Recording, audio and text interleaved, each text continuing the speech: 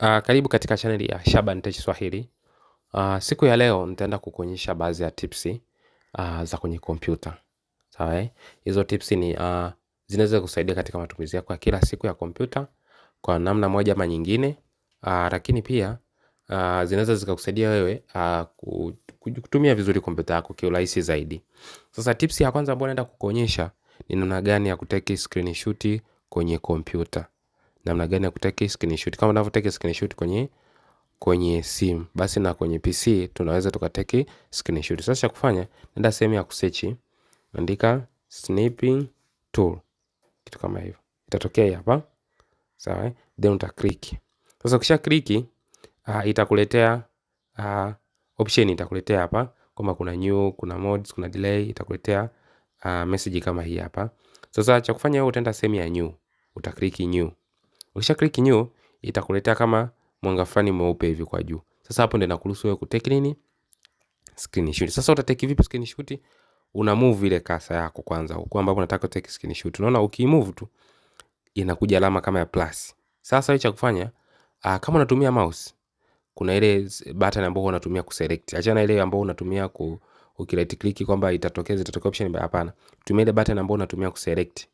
Si ndio? Labda mbi unataka button ambayo unatumia kufungua document, una button ambayo kwa kawaida kwa PC watu tunatumia ile ambayo upande wa kushoto, lakini pia hata kwenye mouse. Sasa wewe cha kufanya, utaihold ile button yako ambayo tunasema ni primary button, utaihold, usiachie. Kisha hold kama hivyo, hicho kinaniliki message kitapotea. Then unachora. Fanya kama unachora hivi. Una squeeze hiyo nani yako. Unaona kama hivyo. Unaona baada hapo naweza nikaisave, naenda save as, naenda kwenye namba na rename, labda ni capture 1, alafu na save kwenye desktop. Sawa? Nita save kama pap. Then I move na hii hapo. Unaona hii hapo. Hii hapo unaona tayari ni picha. Kwa naweza nikashare na mtu. Sasa kumbuka hii kwamba unapotake screenshot huo umeshafungua application au sehemu ambayo unatake screenshot ndio unaifungua. Kwa mfano yani nataka nitake screenshot labda ya hii. Hii lazima kwanza nimeifungua kama hivi ndio naenda na search snipping, kwa sababu yenyewe unapo search snipping tool maana yake unatakiwa utake screenshot ya sehemu ambayo iko displayed kwa muda huo. Sawa? Hiyo ni tips ya kwanza. Tips ya pili ambayo naenda kukuonyesha ni namna gani ya kuclose application kwenye PC au kompyuta yako. Kuna muda application huaga zinagoma kujiclose. Una close lakini unaona bado ina high response. Kwa mfano let's say labda umefungua application yako. Sasa huku ukienda huku sehemu ya kuclose, kila ukijaribu kuclose yani inakuwa inaandika not responding, mara ina crash, mara ina freeze, yani unakuta hai respond, haijifungi. Sawa? Sasa nataka nikuonyeshe njia ambayo ni nzuri. Sawa? Ambapo ukiona application inakusumbua katika kuiclose, basi inaweza kukusaidia kwa namna moja ama nyingine kuiclose haraka. Sawa? Let's say labda nimefungua hii AnyDesk application AnyDesk. Sasa wakati nataka kuclose hapa naona ikana inanisumbua. Sawa? Nachukulia mfano kwamba ikana andika not responding, mara ina crash, mara ina stop, yani inachukua muda mrefu kuclose. Sasa kufanya wewe utaenda kwenye sehemu ya search bar, utaandika task manager. Ukishaandika task manager uta search kama hivyo. Ukishaandika task manager uta search kama hivyo. Sasa hapa kwenye task manager yenyewe inaonyesha application na process zote ambazo zina run muda huu, hata kama zipo katika on the background. Sawa? Hata kama zina run on the background inaonyesha. Kwa hiyo tuseme mimi hapa application yangu nilikuwa najaribu kuifunga, hii inanigomea kuifunga, labda not responding, yani inakuwa inachukua muda kuifunga.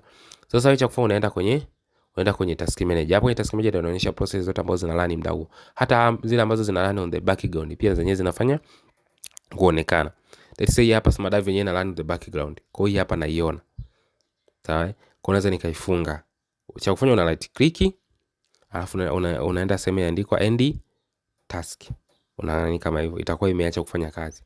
Nitaenda pia kwenye lesha shumu hii hapa, hii AnyDesk. Nimejaribu kuifunga kwa huku kawaida lakini inanikatalia. Naenda kwenye kawaida na click, naenda na end task. Kisha end task unaona huko chini imepotea. Let's say Firefox pia ilikuwa inanisumbua kwenye kuifunga. Naienda vile vile, naendi task. Kwa hiyo ndio njia ambayo ni nzuri, ambayo ukiona inakusumbua kuzifunga zile application yako kuziclose, ziko zina freeze, zina crash, ni nzuri sana hii. Unakuta muda mwingine unafanya kazi labda kwenye application ambazo zinatumia GPU kubwa au zinatumia CPU kwa kiasi kikubwa. Unakuta kuna mwingine gazi zina load sana kujifunga, kwa mfano unatumia labda Adobe, sawa au unatumia zile application ambazo zinatumia nani kubwa sana, energy kubwa sana, zina consume sana CPU na GPU. Una muda mwingine gazi zinakataga kujifunga kirahisi. Kwa hiyo unaenda kwenye task manager, unafanya kitu kama hicho. Hiyo ni tips ya pili. Tips ya tatu ambayo naenda kukuonyesha ni namna gani ya ku-uninstall program zako. Kuna watu wengine wanasumbuka ku-uninstall, sawa application umeinstall vizuri, lakini kwenye ku-uninstall unachanganyika kwamba na uninstall vipi application yangu kwenye computer. Sasa namna ya ku-uninstall kwenye application kwenye computer, unaenda sehemu ya search bar pale pale, unaandika control panel kama hivyo. Ukishaandika control panel, uta click. Sasa ukisha click hapo, utaenda sehemu ya chini kabisa huko pameandikwa program. Alafu kwa chini hapa imeandikwa uninstall program. Uta click. Application au program zote huwa zinaonekana huko. Sawa Sasa let's say wewe unataka uinstall a certain application. Unaitafuta kwanza. Ziko zote ambazo zimebe installed kwenye kompyuta yako. Kwa hiyo let's say unataka uninstall.